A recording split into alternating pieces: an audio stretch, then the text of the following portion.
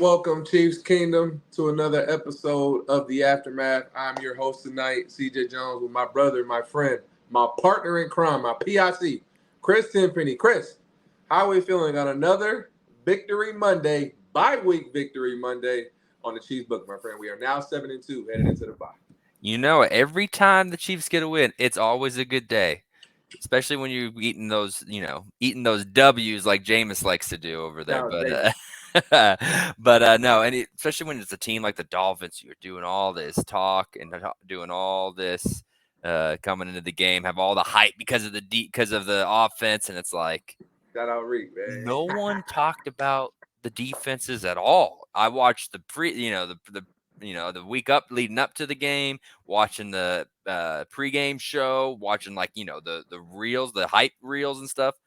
They ain't showing none of the defensive players in any of these. That's not what sells tickets. It's all about offense, huh? And it's like that's what both of these defenses have couple Hall of Famers, Ramsey and Chris Jones, a couple other good players, and Xavier Howard and Wilkins and Trent freaking McDuffie and all these All guys. pro And Trent. All pro Trent. Say it again. dude, none of these guys were being showed before the game. It was all offensive talk, which absolutely was blowing my mind because these defenses, especially the Chiefs, came to play and man, I tweeted out. I was like, it has been a lot. I know the Chiefs offense got his issues. We'll continue to talk about that. But it has been so much fun watching maybe the best defense in the league play in Kansas City. And that's sad because, like, from like a fan's perspective, especially like Chiefs fans, but even like more so like NFL fans in general, if you're a real fan of football, you've seen teams be really good defensively, and those be the backbone of teams. We've seen that through the 2000s, through the 2010s, and for more so for the Chiefs' perspective, we've had defensively led football teams when the Justin Houston days and Tamba Ali and going back to Derek Thomas and Neil Smith back in the 90s. We've seen defensively led teams. So for our fans to be so not necessarily they're frustrated with the offense, of course, because like you said, they're not doing what they need to do. But for them not to be as appreciative of what's going on is very shocking to me. Because if anybody should know about a good defense, it should be Chiefs fans. We've seen this for Mhm. years and decades over here. Even back to like Vermeil, you can go back to Marty Schottenheimer, Herm Edwards, Romeo Cornell, any era you want to pick. We've seen good defenses through this town and in the city. So me and you have been very appreciative of this defense. We've been screaming their praises since the summer. I just wish they would get their flowers more, Chris. And for them not to talk about the defense pregame when you have the defense who clearly is playing like the best in the league right now, who I don't think they're even playing. I think they are the best defense in the league, in my opinion. I was saying that a couple of weeks ago, Chris. I think it's a fact now when you hold that team to really 7 points because that second touchdown don't count. When they do something like that, bro, without one of their starters and Nick Bolton being on the field, I don't think it's a debate who's the best defense in the league right now, Chris. Yeah, I mean, I'm with you. I won't argue with people that bring up Cleveland and bring up Baltimore, but I think those are the only three that In the even conversation, have a conversation. Like for sure. I'm with you. I think with what this defense has been able to do with the names or maybe lack of names from a national standpoint on this roster, like they Justin Reed's balling too, man. Like we don't talk That's about a him enough. fact, Chris. Say it again. They didn't hear He's you. been having a great season. Like you don't hear his name until he does something good because they ain't throwing to him. And then when they do throw around him, or he does have to come up and make a play, he's making it. And so that's what you want from your safety. Like we could go Shout out back to and we Reid. could go up and down the list. Brian Cook, a guy who hasn't had maybe as many highlight plays up to this point, got involved not only by scoring the touchdown on what was maybe the best defensive play that we're going to see this year. That play was That was absolutely that was top incredible. tier. That was crazy. And then he was the one that, like, even if it's a good snap, even if Tua has a good snap, he was unblocked on that blitz on fourth down there to end the game. Like He was going to be on his head fast. he was gonna disrupt the play, even like either get a sack anyway or force Tua to throw it up. Like so that was kind of nice to see, another guy who again, he's been fine, he's been playing well, but like hadn't had his moments. Another defensive player that's just coming out making the most of his opportunities, and it's just we could go down all 16 to 18 guys that get a Whole lot of defense. reps on Facts. defense and come up with something. Turk getting his first sack of the Shout year, out Turk, baby. Turk's back. like it was just crazy, man. And it's every week, and I absolutely love it. No, absolutely. This defense has been doing their job and then some the entire season. And we just go down the way and there's got 2 points that stand out the most to me. Your best defensive player, Chris Jones, missing the opening game. Obviously, that was a huge loss for us. He's our best, probably our third best player on the roster behind Pat and Trav, obviously, an all pro guy, defensive player of the year candidate, in my opinion. for him not to be there and that defense hold that Detroit offense to only 14 points that game, and the other touchdown was debatable. That was very impressive. But then you follow that up with multiple other performances, with obviously struggling with the Jaguars offense, making them struggle in the red zone, holding them to less than 21. Then that trend keeps going down. Then you play the Chargers, another offense you hold to a minimal gain. They had some big plays that week, but nothing really crazy, especially in the second half when we shut them out. You follow that up with another big performance against everybody's number one offense in the league right now, the Dolphins. And it says they score 14 points, but if Chris Jones doesn't get that penalty, that's a field goal. The second touchdown doesn't count. So technically, the defense really only gave up 7 because they had got off the field. It was 4th down. Right. But Chris had another if moment, like once a year. So this defense has been doing their job the entire year. For them to not have Charles Omenihu for 6 games, Chris Jones missed a game. Nick Bolton missed his 4th game this past Sunday. This 4th game. It's probably going to be more, obviously, until he gets his wrist situation, get healthy, and get back on the field. This defense has done everything they're expected to do and more, and without their best players been in and out the lineup. So Spags is if there was a case for like a defensive coordinator of the year or like a defensive coach of the year, I think it would be Steve Spagnuolo, and it wouldn't be close, in my opinion. Because like we as Chiefs fans expected this defense to be really good, but there's a legit conversation, and Mike Evers tweeted it out yesterday. This is the best defense in football. And it's not even like an opinion no more. It's a known fact of what they just did on Sunday, Chris. Right, and Pat was saying it after the game too, that they were the best defense in the league, and like, okay, is there any rule to where and this will not happen, but like, does the coach of the year have to go to a head coach? I don't think that's why I think it's kind of weird because in the NBA you have like so many subtle awards, right? But I'm just saying, like, if honestly, the way this season has gone. I think Mike Daniels is going to be in the run for that. There's other head coaches that are going to be in the run for that. But, like, the Chiefs are not a known defense team. Like, we saw this coming. We've been seeing this build. We've been talking about this. But as far as the national narrative, like, if you asked just a casual fan to name Kansas City Chiefs defensive players, I think a lot would struggle past Chris Jones. I've got buddies here that I hoop with that, maybe if I say L'Jarius Sneed, they're like, oh, yeah, or, you say Nick Bolton because of the Super Bowl plays, like, it maybe clicks, but if you ask them to come up with it on their own, like it's Chris Jones, and then man, I forget. So like that alone is something that Spags. I don't know. Spags needs to get a lot of credit because he's getting. I mean, the players are out there performing, but Spags it just has done an incredible job with the blitz packages, with getting players in position. And again, we say it every week. These are the best tackling corners in the NFL, and Trent McDuffie did it again. His 4th forced fumble, man. 4th, baby.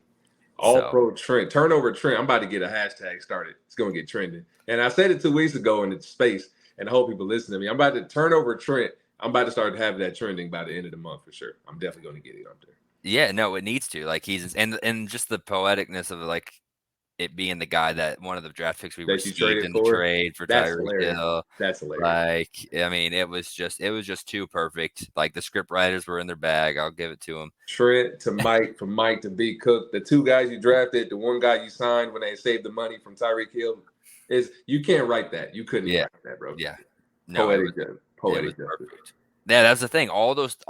Pretty much everything that was freed up in the Tyreek Hill trade, whether it was cap space and draft capital, all happened in that play. Went to the defense, and you're seeing it.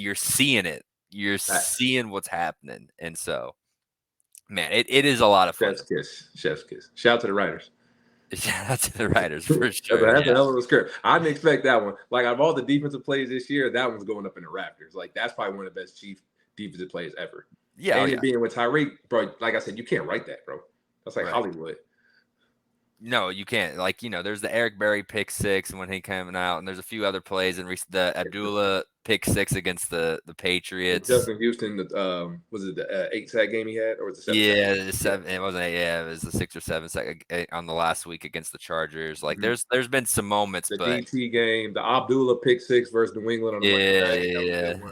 So there's been some hella good ones in the Chiefs game. But that one is definitely up there, especially that's top 3 for me. That one's up there. That's crazy. Yeah, losing my mind when it happened. I was like, I lost my mind when Trent McDuffie forced the fumble, and then it just kept building. And then when Mike Edwards came and screamed, "Oh, we got Mike pitched," and then he picks us like, "Oh!" And then you see him, and then Mike Dana's down the line making a block to spring him, and it's like there were so many guys involved in that play. He looked like Usain Bolt with those high knees. Bro, if Brian Cook would have did this, bro, the internet would have broke. If he would have hit the peace sign on Tyreek after as soon as he got to the end zone, if he'd have turned around and went like this, bro, the whole internet would have went It crazy. would have gone crazy. Oh my God, that would have. It's already a big play, but if he would have just been a little trolling, just a little bit, and hit Tyreek with the peace sign, bro, that would have been crazy. I would have put it on a shirt. I ain't gonna lie. Right. That was funny. And now they got a week to rest, to go over things, and watch film get better. Jalen Watson getting the block, and Jalen Watson in the back, but bro, is Spags just like one of the best blitzing DCs in the league? Oh, yeah. I know we talk about Todd Bowles. I know we talk about Robert Saleh, and obviously Jim Schwartz up in Cleveland. But when Spags sends pressure, I would like to see the success rate on when he sends a blitz, because most of the time when he does, he gets home or the quarterback's affected by the play. Yeah, I'm at the point where I'm giving Spags a lot of the credit too, because again, I used to not that Snead's good at it, but I used to give a lot of credit to Snead being like, oh, he's really good at it. But then McDuffie started doing it. Now we see Jalen Watson. Same thing with the tackling, like with it when Charvarius Ward and Rashad Breeland were coming up making tackles. I was like, oh man, they're just really good tackling corners. And then every guy that's been come in since has performed the exacts, regardless of size. You have a little 5'9" Trent McDuffie doing it. You have 6'3" lanky Josh Williams is a good tackler. Like, doesn't matter what your body type is. You come in and play corner for Spags, he's gonna make sure you know how to tackle. And so that dude, whether it's the blitzing or the tackle, he just gets so much credit, man. And I absolutely, makes me so mad to think that we have. Can we talk about this body bag list for the DB room? People told me we were going to struggle this year, Chris, because they have film on us. That's why they said. I'm saying, the only receiver really to have a good day on us was Amon-Ra. I think he had 75 yards, something around there in week one. That's what I'm saying. Outside of that, Justin Jefferson, you had less than 60 yards. Calvin Ridley, you had less than 60 yards. Tyreek Hill, you barely got over. Jalen Waddle and Tyreek Hill combined for less than 100 yards. I think it's 104. Something right over. Yeah, so, not much. The body bag list for this DB room is getting kind of long. Calvin Ridley, Justin Jefferson, Tyreek Hill, Jalen Waddle, Amon-Ra St. Brown. It's Keenan Allen only had 50 yards a day. It's getting kind of long. It is. Guys in this group, and it's not going to get any easier. We got AJ Brown coming up in 2 weeks. Then we know what we do when we see Jamar Chase and Stephon Diggs. So it's not going to get any easier, obviously. But these guys have been battle tested, like we said last year's episode in the AFC Championship game. I said it then. They've seen the best receivers in the league the entire year, and they're doing it again this year. I put this DB room against anybody. So honestly, for them to go into the AFC Championship game, to lose Snead on the third play of the game when he got a concussion, and them to essentially hold that Bengals offense to 20 points, what do you think the Bengals offense would do against this defense, which is not even marginally 5 times better than it was last year? Pass rush, linebacker, DB play, defensive coordinator, everything is improved from last year. So how much more confidence do we have going in towards those matchups with the way this defense is playing now? Because the name of the game in the playoffs is getting stops. Yeah, no, they're awesome, and I want to give them all their flowers. That's why I wanted to spend the first 10 to 15 minutes of the podcast hyping up the defense, because they deserve it. There's elite. They're getting overlooked too much because, like you said at the beginning, the offense is what sells the tickets. It's what we're accustomed to in Chiefs Kingdom. But, man, this defense is flying, and I absolutely love it. I look forward to it almost, especially coming off a score. After a score, it's like, oh man, we really have one or more turnovers every game, Chris. Literally every game. That's not like a fluke. It's like a trend now. Well, if we get a turnover, we win the game. Essentially, that helps us boost our odds crazy now. Yeah, they're so good, and they've been so much fun, and I am all here for it.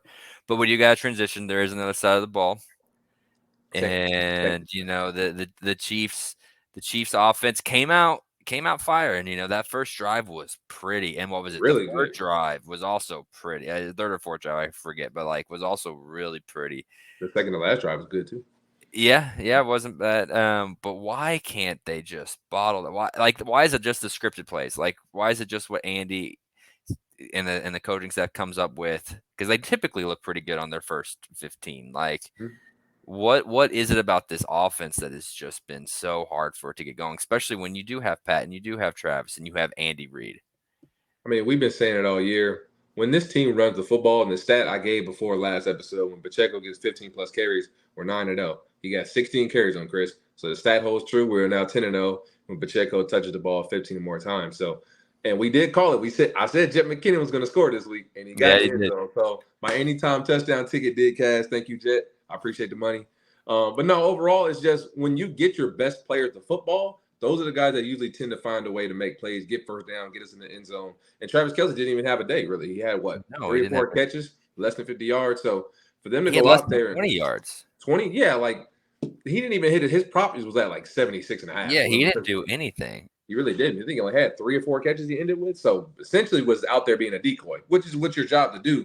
Because on the Jet McKinnon play, I'm sure me and Chris will retweet it on the timeline, but Jet McKinnon was wide open on his little mesh concept with Trav because 3 people just flew to Kelce and left the whole right side of the field wide open, and Jet McKinnon just walked into the end zone. So at times when this offense goes tempo like that first drive, like Chris stated, this offense can go score on anyone, and they can move the ball whenever they feel like it. They can run the ball on short yardages, and we'll get into the numbers with that because Chris has a really good stat for you guys.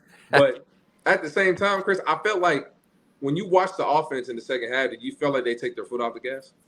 After the way No, they were up I tempo? don't. I really did. Like visually, I did not think they were taking their foot off the Okay. gas. I thought that they just weren't unable to execute. So you think that's play calling, or you think that's a player issue? I think I think it all comes back to what you and I have been saying for a minute. There's too many cooks in the kitchen. You got like 8 guys with 2 catches. Yeah, Noah Gray had 2. I have it right here. Yeah, Noah Gray had 3 catches. Sky Moore had 2 catches. McKinnon had 2. Valdez had 2. Tony had 1. Rice had 2. Watson had 2. Kelce had 3. Hardman had 3 for 10. Like 9 guys. Everybody's touching the ball. Yeah, like how is anyone supposed to get in a rhythm and be able to get separation and stuff when you have all these guys running routes and having running plays? Like, I get that you're kind of trying to figure it out. I get it. There's because they're all about the same. Like I'm not gonna argue. I think Rice is the only one that has clearly separated himself, and he didn't get a target after 9 minutes in the second quarter. That's crazy. That's crazy. Now, like he caught the touchdown on the first drive, had his second catch on on the third or fourth drive of the game, and then did not get. He was out there running some routes, like he was still in the formations. Did not get targeted the rest of the game, and it's like part of it I think comes down to it's just they need to have their 3 guys, and like it's not to say that the other 3 guys can't come out and for breathers in certain situations. But I need Rice, and again, they're not. I don't know why they're not using Tony. He had 1 catch for 19 yards. Hit his over on the prop, but still only ran 10% of the plays. Jake Watt almost cleared us on his over too. I put him together on a parlay. If he catches that touchdown, he would have cleared it. Right. It's like get Rice and pick your favorite 2, whether that's Marquez because of what you're paying him, which is just how sports work, or Justin Watson because Pat seems to trust him. Or if it's like I don't care which 3 it is. Really, as long as Rice is 1, pick the other 2 and run with it and see how the offense performs. Facts. And the way they used Sky Moore this week, I thought was lovely. I love the way they used him. Put him in the backfield, using his obviously his size and his stature and his shiftiness to get him out there for a first down. He ran it out and up, and Pat threw a beautiful ball over the top of the DB and placed it over the pocket, and Sky caught it and went and caught that for a first down as well. So the whole talk of like him and Sky not having a connection, when he throws him the ball, Chris, he catches it for 2 catches for a first down. So the whole talk of like him and Sky don't have a connection, that's a lie. Because when he catches the ball and he throws it to him, when he's open, good things happen. Now when there's like you wait till too late, you miss your read, you try to come back to it, you throw a Hail Mary, there's going to be either miscommunication or there's going to be a bad play, and somebody's not going to end up successfully having a play because you're trying to make a play after the play's already been there for you to make. So when they're on time and on target, I've seen these guys make plays over and over again. So, and a lot of those plays he had last week was with PS2, one of the best corners in the league, in my opinion. So for him to go out there and bounce back and make 2 good plays for this offense, and KT out there make explosive plays, like Chris said, he's the most explosive guy he thinks that's on the offense. I think it's a tie between him and Rasheed. Either one you want to pick. I think those are the 2 guys that should be getting the most, like you said, the most targets. But I think they're honestly saving KT because they know he just can't finish. He can't play 4 or 5 games in a row. I want him to, but if you give him 8 targets for like 5 weeks straight, I don't think he's going to make it. And I want him to. I just don't think he would. So there's a reason why they don't give him the ball that much. But when you look at the snap count, Chris, I don't have it up, but Nick Jacobs tweeted it out. They did what me and you said. The receiver snap count is MVS, Justin Watson, and Rasheed Rice with the 3 guys who got the most snaps. So they're doing it snap count wise. Just now we need to work on the next phase of the targets. But they're doing it snap because the 3 guys did get the most snaps. So they're doing something.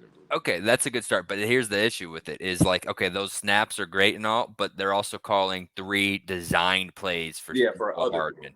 You know, Exactly. so like, yeah, Rice and MVS are out there, but they're not even an option. Like that's a designed play for McCole, you know, whether it's in the flat or whatever little routes he got, or you know, the same for Tony on his big play. That was a design play for Tony. Like, so I get it. It's just maybe snap count isn't the best way to look at it because you just all these routes have a number one option. You know, there's a number one option on every play that's called. And I think that there's too many times that number one route has changed. It's not like, you know, back in the old days, it was, all right, Kelsey's option one, Tyreek's option two, or vice versa, you know, and then the rest is whatever happens. There's none of that. There's normally Kelsey's one, oh, they're playing Kelsey a certain way. Now I've got to figure out who's two, and there is no real two as shown by where Pat's throwing the ball. He doesn't know where to throw the ball. And No, so that's absolutely. just a disconnect on offense. Like it doesn't make sense because I think that the receivers are actually a little bit better than we do give them credit for because the production's not there, so it's very easy to blame them. I just think it's some new bodies, some new faces still, and there's too many of them, you know. So hopefully this bye week sorts that out and they start to figure themselves out a little bit and realize there's a reason that most teams don't have 7 guys with 2 or 3 catches, you know, a week, but It's usually 4 to 5 guys at max. exactly. And then, you know, maybe the backup even though Noah's playing, I love Noah Gray, but you know, the backup tight end maybe gets 1 catch for 12, and you know, maybe wide receiver 4 gets 1 catch on a 12-yard play on the first down. Like that's how most box scores look. It's usually your 3 receivers and your 1 tight end get most of the bulk of the targets. Yeah, and then fill in the blanks afterwards. So there needs to be some sort of consistency because what they're doing right now isn't working clearly because they're not having any consistency. So No, for sure. I think they will cut it. And we kind of saw this last year. Snaps kind of got cut down. I think eventually they're going to get guys like the snap count in the right direction it should be. It could be a situation to where they're getting all these guys reps to where like we have an AFC Championship game situation again where a guy goes down with a random injury and you need a guy to go in there and step in. Like, hey, you've been playing all year, so you should be ready for this moment. So I don't like 6 or 7 guys playing either. I'd rather just pick a 3 and go and roll with it and like sparingly guys come in for breaks. But having guys get reps now, it'll pay dividends in the end of the season if you have to, in case you got to break the glass for emergencies, just like we did last year. So that's the only way I can look at it now because there's really no other way to explain it. Because me and Chris agree, like that many guys should not be getting targets. It should be 3 or 4 guys. Like it's not. You're only doing that for 1 or 2 reasons. You're either trying to get guys ready or you're saving other guys' legs for the rest of the season. There's really like no other way to explain it. yeah, it's just very abnormal and it just doesn't make any sense to me. So Pat had the most guys different. I think the most amount of players catch a touchdown last year. I think he was at was it 14 last year? I it's think it something was. crazy like that. I think he was going for 15 this year. I think it was 14. I think it was 14 or 13 last year. So he spreads it around to a lot of people. Yeah, which sounds great, but until you see what It, the offense production it has been, sucks. and you're like, okay, something needs to change. That's where I'd start. Also, where I'd start is I would put the quarterback sneak back in the damn playbook, but you know, that's Yeah. not something that is ever going to happen ever Andy again. Reid beat over his dead body before Okay, that. let's just get into it because even though it didn't end up affecting them, the decision on 3rd and 1 where they threw the ball to give Miami the ball, not only did Miami get the ball back, but they threw it an incomplete pass, so they got it with 2:40 with both their And you timeouts stopped the and the clock for 2-minute him. warning. Oh, God. Like it was just a terrible play call. So I used my lunch at work to go over all of the short yardage situations. And I got too many numbers. Let's just get to the basic one. On 3rd and 1 or 4th and 1, the Chiefs are 8 for 15 this year. The quarterback sneak since 2002 has an 83% success rate. Pretty good 8 chance. for 15 is 53%. Quarterback sneak is 83. The Eagles are 94, which they're in a category on their own. With It the seems easy. Like, doesn't it seem there's an easy solution? And those are quarterback sneaks, not tight end sneaks, not running back sneaks, sneak. quarterback Quarterback. sneaks. Like you have Why? Touch. you claim to have the best interior lineman in football. You know, Use you him. have a top 5 left guard, a top 10 right guard, and a top 2 center. Use him. Why? Yeah, exactly. Use them, and it's Use not him. the numbers dive deeper than that. Okay, you got these guys. You have Pacheco who runs. We all know Had how he 4 yards runs. to carry. Yes, sir. He you know he falls forward on 3rd and 3 or less. The Chiefs have passed it 27 times of the 40 occasions that this come up. Jesus Christ. Like, they are on 3rd and 3 and 3rd and 2. They are combined 23 of 25 for passing. Like that, they've called pass plays 23 of the 25 times. And the 2 carries, one of them was Pacheco. He did convert it, by the way. The other one was a Noah Gray rush. I didn't see. Like, what? Like, they're one-dimensional, and like I don't understand the obsession. Like, we sit here every week talk about the Every week. receivers and the passing game and the inability to just succeed on that. And then Andy's like, "Oh yeah, short yardage plays. I got a good running back and a great interior line. Let's throw it." Let's throw it. It's like, bro, Chris, I literally tell everybody this is a choice. Stop blaming the players saying they can't do this. We can't run the ball on 3rd down. Stop doing that. You're lying to me. Chris just broke you down the numbers. 27 times we've thrown the ball on 3rd and short. That has nothing to do with O-line. That has nothing to do with Pacheco. That ain't got nothing to do with Pat. That is Andy Reid on the headset. And it's funny because somebody posted a clip today of him like talking out the play before that 3rd and 1, and they were like reading his lips. And he said pass, and he said, go pass. And everybody's going crazy for that clip. He's just looking at his call sheet. He takes a long pause. He's like, yeah, go pass. I'm like, bro. I'm like, as soon as Trent McKinnon came in the game, Chris, I'm like, we're about to throw it. I'm like, we're not running it. You didn't put Trent McKinnon in there to get a yard. Everybody in the building knew we were throwing it. They double team, triple team Kelsey. Pat threw it in the dirt. I was like, Andy, you're the biggest troll ever. And that's why I don't get mad no more. I laugh because we know we can run the football. For people who think we don't, you're lying because Chris just gave you when we run the football, we get first downs. It's not the fact of an inability to not do it. Andy just chooses not to. And I'm thinking of he's playing mind games. I told Chris off air. Andy Reid is telling the whole world we're throwing the ball on 3rd and short. So then when the playoffs get here, he's going to run it every single time. Then you're going to be like, whoa, where did this come from? I've never seen him run the football. I'm like, yeah, he only does it when he absolutely needs to, like I've been telling people for years. In the regular season, he does not care. He will throw the ball, and the numbers, like Chris said, have shown it. When it's money time in the Eagles game in the playoffs, in the Super Bowl, in the Bengals game, AFC Championship game, in the Jaguars game, for when Pacheco had a great game, we run the football when we want to. We just choose not to, which pisses people off. But like I told Chris weeks ago, I don't get mad. If Andy don't care, why should I? I ain't got no reason to get upset no more. I don't raise my blood pressure no more, Chris. I keep it low. I can't help it. It's literally I'm not about to get upset no more. Like when they turn around, on 3rd and 1, when they turn around and hand it to Pacheco or Jet, they are 7 for 9 on conversions. And the 2 stops both came in the Vikings game. So only one game has it been an issue when they turn off. And Pacheco has not gotten a short yardage carry since the Vikings game. Kadarius Toney has a carry on that situation before Pacheco does. Like, I'm proud of you for not letting it boil your blood, but for me, it's just like I'm not going to protect my peace, Chris. I'm not about to get mad no more, bro. It's a choice. It's nothing to do with the ability of this O-line. Nothing to do with the ability of running backs. Andy Reid is looking at the playbook, says throw the ball. I'm like, all right, go ahead.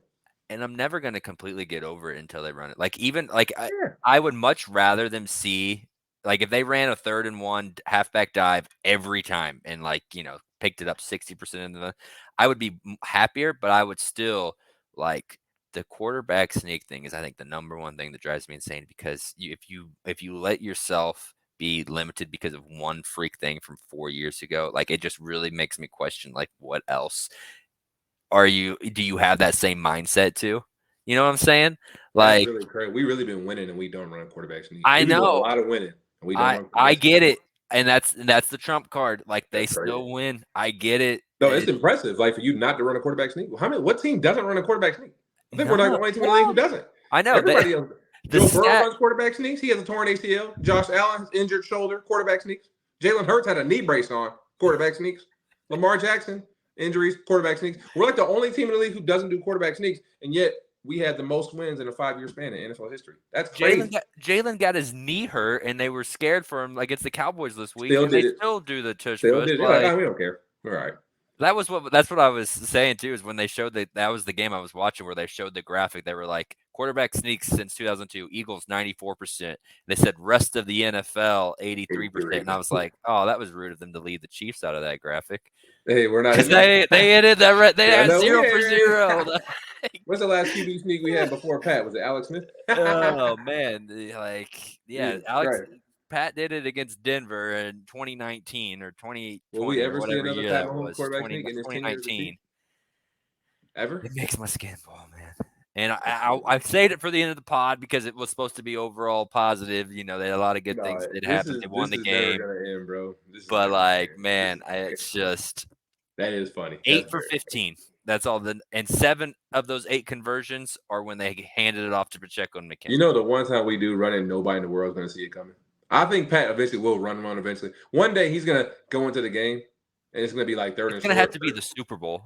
Yeah, it's gonna maybe be like the AFC Championship game. Those are the only 2 games that would and happen. Pat's gonna come up to the line and change it. And he's gonna have to change it himself, and he's gonna call a run play to Pacheco or something. And Pat's gonna go up to the line and be like, "Hey, bro, we're sneaking this shit. I don't care."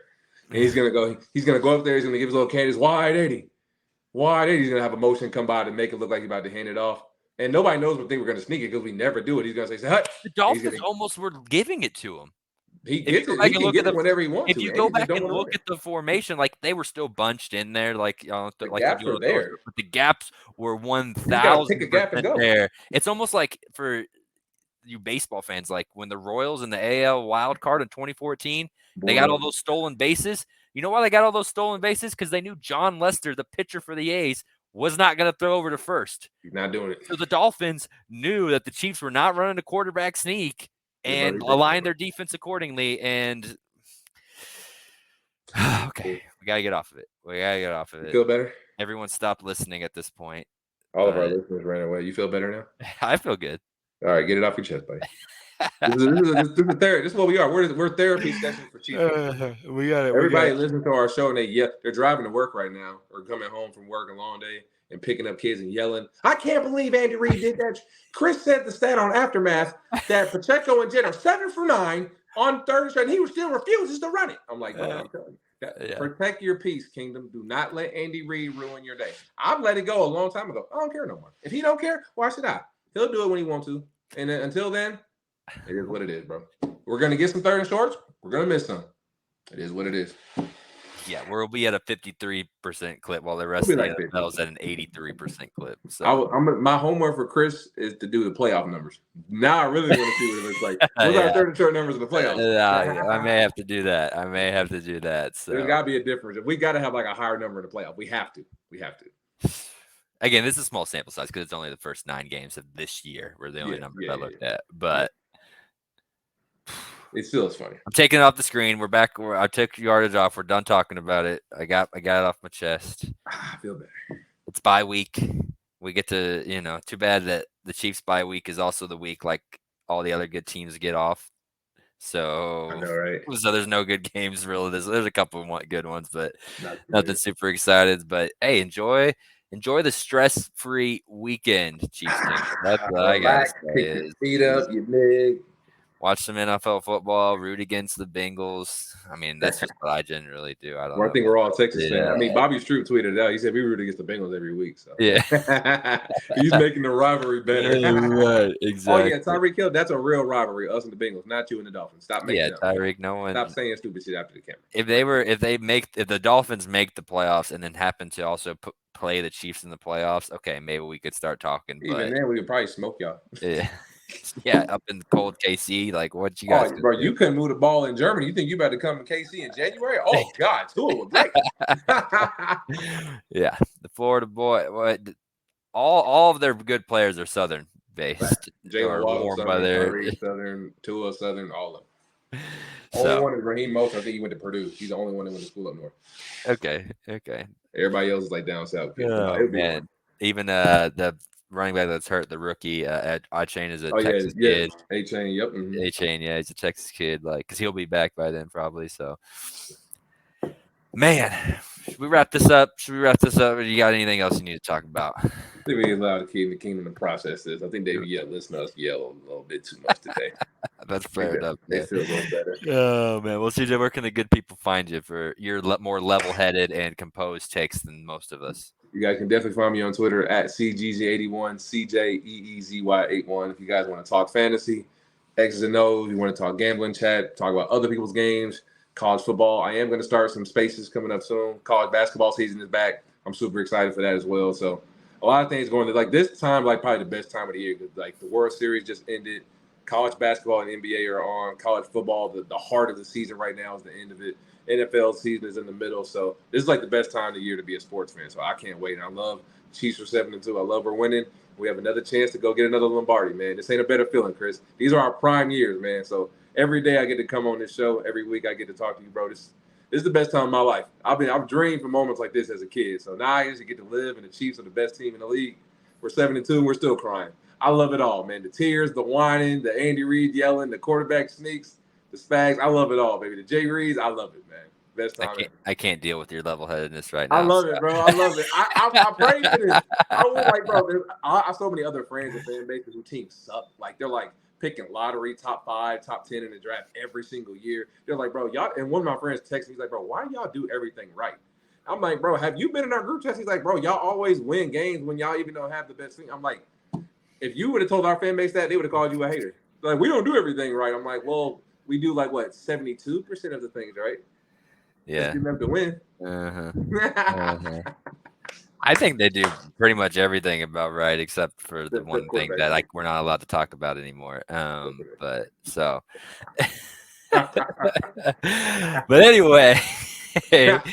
Oh man, yeah, I don't even know if I need to get my treasure. Just go follow CJ. He's the one that you want to bring down the composure of the level-headedness again. So now I'm at 10 penny 88. I always do find a reason to throw out his quarterback sneak tweet. It's just in my blood. Every week, baby. Also, Joe, make sure to go check out KC Sports Authority on there. You can find them on the socials. You can find them on YouTube. Make sure you hit the like and subscribe. I mean, they do a lot of good stuff, a lot of KU basketball and football takes. So if you're a KU fan, gotta go check it out. Jayhawks, man, 7 wins with a shout out to Leopold. He doing his thing. So man. I mean, it's a fun time to be a Jayhawk fan and a Chiefs fan.